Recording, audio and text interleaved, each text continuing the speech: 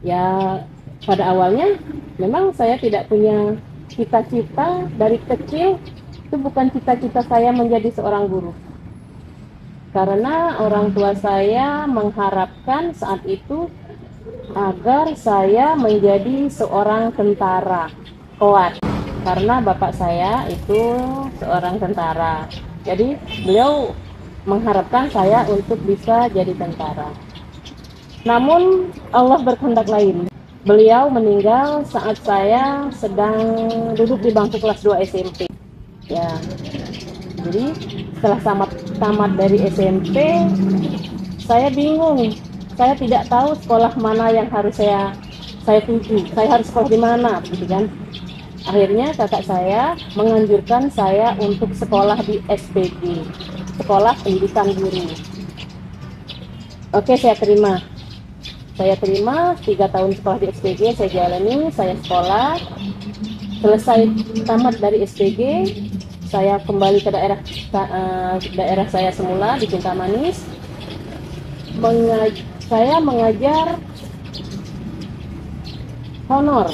Nah, di situ saya mencoba untuk ikut honor di SD di Banyuasin, karena memang orang tua saya memang tinggal di Banyuasin. Jadi saya honor di situ, belum sempat saya memasukkan lamaran, tiba-tiba kepala sekolah datang ke rumah dan mengajak saya untuk mengajar di SD yang dia pimpin. Sesuatu benar bagi saya. Alhamdulillah, dengan semangat dan senang hati mengucap syukur pada Allah, saya ada yang mengajak mengajar. Belum saya memasukkan lamaran, tapi saya sudah diajak mengajar di sekolah itu. Dengan semangat saya pergi ke sekolah itu dan berkenalan dengan staf dan guru yang ada di sana. Dan sampai beberapa hari saya mengajar di situ, ada seorang guru yang menanyakan pada saya, Yuli, kapan kau masuk ke lamaran? Kok tiba-tiba kau ngajar baik? Ya, dengan wajah polosnya saya jawab, oh yuk, aku nih tidak masuk ke lamaran yuk. Aku diajak parat, no. Kemarin para anak rumah nyuruh aku ngajar di sini. Begitulah percakapan singkat saya dengan senior guru yang ada di situ. Ternyata di situ sudah ada 3 teman saya yang mengajar di sekolah itu. 3 orang yang tamat SPG bareng saya, serempak dengan saya tamatnya. Mereka juga teman saya waktu di SMP, dan saya yang masuk di sana duluan. Sementara 3 orang teman saya tadi belum dipanggil. Nah, disitulah guru-guru di situ, karena ada juga adiknya yang melamar di situ, tapi adiknya yang bukan keterima, tapi saya yang mengajar di situ. Itulah kejanggalan bagi mereka. Saya setiap hari saya disinggung, disindir, bahkan menurut saya itu dibully. Saya dikatakan keluarga kepala sekolah, saya dikatakan bawaan kepala sekolah, saya dikatakan anak kesayangan kepala sekolah. Saya terima. Namun lama-kelamaan saya juga capek ya. Apa sih rasanya tuh nggak enak ya dibegitukan. Akhirnya saya nggak betah dan saya pun berhenti honor di situ. Jadi saya kembali lagi ikut orang tua saya. Kami semua pindah dari Banyuasin, pindah ke kota Palembang, tepatnya di Talang Putri, di Pelaju Talang Putri. Tidak lama di situ saya melihat di mana ada SD dan saya pun mencoba melamar untuk mengajar honor. Alhamdulillah dengan sangat mudah saya masuk ke SD situ, saya langsung diterima karena memang di situ kekurangan guru, dan saya honor di situ di SD 223 Talang Putri waktu itu namanya. Jadi saya mengajar di sana cukup lama, sampai 4 atau 5 tahun lah begitu. Ya, hukum alam sih sudah ya. Yang namanya honor harus keluar di saat sekolah tersebut ada PNS yang akan masuk. Memang saya tidak diberhentikan, tapi saya merasa tidak punya kelas. Akhirnya saya keluar. Saya mohon izin baik-baik dengan kepala sekolah, saya keluar karena saya juga tidak punya kelas di situ. Dan saya tetap mencari tempat untuk mengajar. Sembari saya tidak mengajar, rupanya ada kepala pejabat kelurahan lah gitu ya, Pak Lurahnya, dan bekerja sama dengan Pertamina, mereka akan mendirikan sebuah TK di Talang Putri tersebut, TK binaan Pertamina. Karena saya saat itu juga tamatan SPG, maka saya dipanggil oleh kepala desa, oleh Pak Lurah untuk mengajar di TK tersebut. Saya pun dengan senang hati menerimanya. Alhamdulillah, rezeki lagi nih. Oke, saya masuk, saya diterima, dan saya juga disuruh menjadi kepala sekolah di TK tersebut. Ada pengawas juga hadir di situ, mereka menanyakan basic saya. Saya tamat SPG, Bu. Saya bilang, oh Yuli, kamu nggak cocok kalau di TK. Sebagusnya kamu itu ngajar di SD. Maka bagaimana caranya supaya saya bisa masuk ke SD? Jadi sembari saya mengajar di TK, saya siangnya ikut mengajar di SD. Nah, di situ saya mengajar di SD Talang Putri juga. Di situ mengajar dapat beberapa tahun. Ya sama, problemnya seperti di SD yang awal tadi di 2230, saya pun keluar dari SD itu saat sekolah itu mempunyai guru PNS yang masuk ke situ. Saya keluar lagi. Oke, enggak apa-apa, saya bilang kan.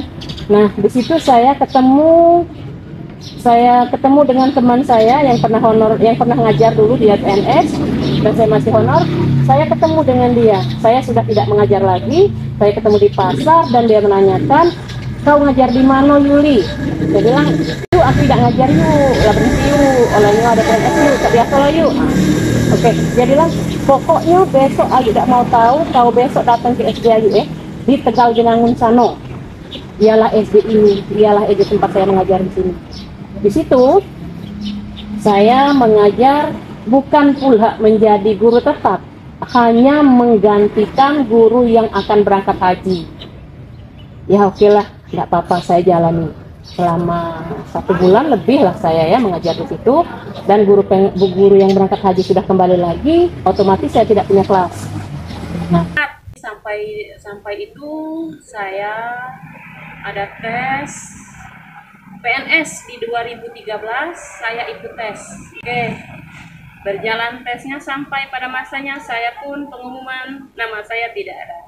Saya tidak lulus di situ. Oke, berbesar hati, walaupun tidak lulus, saya tetap semangat mencoba untuk tidak patah semangat. Walaupun tidak lulus, saya masih tetap honor, saya tetap semangat. Karena saya sadar di sini walaupun saya honor, saya tidak merasa rendah diri. Mengapa? Ya karena saya juga sarjana. Saya juga mempunyai pendidikan mengajar, saya benar-benar di SPD, benar-benar saya guru. Hanya saja saya belum PNS, belum bergaji besar istilahnya itu kan. Jadi saya tetap semangat, dan di situ ada lagi tes lagi. Setelah itu tes khusus untuk P3K yang tersisa di 2013 kemarin yang tidak lulus, kami dipanggil lagi untuk tes P3K. Saya tes P3K di 2019. Saya tidak lulus lagi. Dengan pengumumannya saya tidak lulus lagi. Oke, tetap saya semangat, menyemangati diri sendiri itu lebih terasa daripada menyemangati diri orang lain. Jadi di situ saya sempat berpikir, kenapa saya selalu tidak lulus? Setiap kali ikut tes saya tidak lulus. Mengapa ya? Kenapa ya? Apa ya sebabnya? Nah, jadi saya berpikir sendiri, saya coba untuk memperbaiki identitas saya. Mencoba saya telusuri di mana salah apakah identitas saya salah? Ternyata benar, identitas saya salah. Tanggal lahir saya terbalik. Semestinya saya lahir tanggal 8 bulan 7. Di identitas saya yang terdaftar itu tanggal 7 bulan 8. Saya ketemu salahnya di situ. Lanjut tes lagi, P3K lagi. Di sini tesnya bukan kaleng-kaleng. Tesnya saya ini digabung dengan guru-guru yang usianya masih sangat muda dibanding dengan saya. Mereka masih sangat muda, yang sudah jelas kemampuan IQ dia berpikir jauh lebih daripada saya. Ya, saya tetap saya coba, mudah-mudahan saya di sini bisa lulus. Persaingan memang ketat, dan Allah memberikan rezeki untuk saya. Saya lulus di 2020. Saya lulus menjadi guru P3K. Alhamdulillah, saya sekarang menjadi guru P3K di SD Negeri 226. Jadi, kalau kita meminta imbalan dengan apa yang telah kita berikan, guru macam apa kita? Ya, jadi yakinlah, kalau kita guru yang baik, kalau kita guru dicintai oleh anak-anak kita, sudah pasti wali murid pun akan menghargai kita dengan cara mereka sendiri. Tidak perlu kita meminta pada mereka, tidak perlu ucapan dari mereka. Mereka akan sadar dengan sendiri, oh guru itu bagus, oh guru itu hebat. Ayo kita ucap selamat untuk dia, kita apalah inspirasi mereka nanti untuk kita. Jangan meminta pada wali murid. Itu pesan saya kepada adik-adik yang baru diangkat untuk menjadi guru ini. Sekiranya itu saja yang dapat saya sampaikan, yang dapat saya ceritakan pada saat ini. Ucapan saya satu, semangat mendidik anak-anak, semangat menjadi guru, jadilah guru kebanggaan anak-anak kita. Jadilah guru yang dipercaya oleh wali muridmu untuk menitipkan buah cintanya kepada kita. Kalau kita baik, sudah pasti kita akan dianggap baik oleh wali murid kita, oleh semua lingkungan di masyarakat. Itu saja yang dapat saya sampaikan, sedikit cerita saya ini, semoga dapat menginspirasi kita semua. Kurang dan lebihnya saya mohon maaf, pada Allah saya mohon ampun. Wabillahi taufiq wal hidayah. Assalamualaikum warahmatullahi wabarakatuh. Salam guru hebat Indonesia. Terima kasih.